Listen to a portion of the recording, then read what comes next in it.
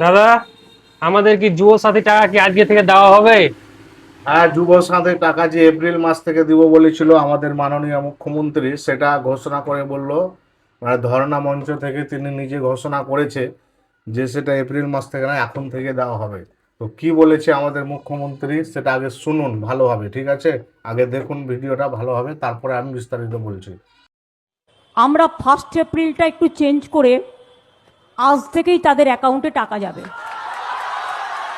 আর যুবসাথী 21 থেকে 40 যারা শুধু পড়াশুনো করেন, স্কলারশিপটাকে আমরা বাদ দিয়েছি, কারণ ওটা তার পড়ার জন্য লাগে, সেটাকে আমরা ধরছি না।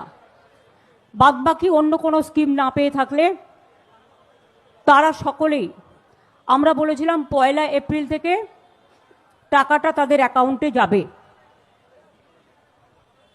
কিন্তু কালকে আন্তর্জাতিক মহিলা দিবস আছে, তার উপহার হিসেবে আমরা 1 এপ্রিলটা একটু চেঞ্জ করে আজ থেকেই তাদের অ্যাকাউন্টে টাকা যাবে।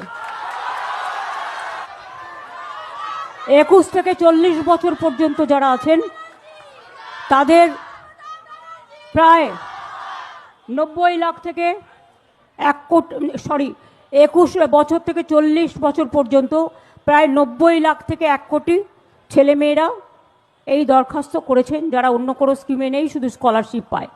স্কলারশিপ কন্যাশ্রীকে আমরা ধরছি না, কারণ তাদের এটা প্রাপ্য পড়াশোনার জন্য। যারা স্টুডেন্ট আছে, মেধাশ্রী আছে, ঐক্যশ্রী আছে, শিক্ষাশ্রী আছে, স্বামী বিবেকানন্দ স্কলারশিপ আছে, সবুজ সাথী আছে, তরুণের স্বপ্ন আছে, এগুলোকে আমরা ধরছি না। এটা হচ্ছে 21 থেকে 40 বছর যারা কোনো চাকরি বাকরি পাননি, আমরা তাদের দিচ্ছি।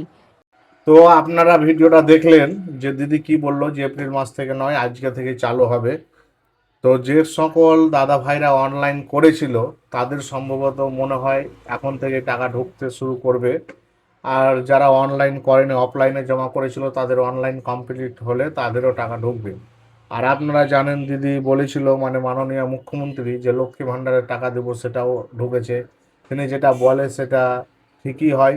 তো আশা করছি যুব সাথীর টাকাটাও ঢুকে যাবে আজকে থেকেই। আজকে না হোক কালকে হবে, কিন্তু কয়েকদিনের মধ্যে থেকেই সম্ভবত ঢুকে যেতে পারে।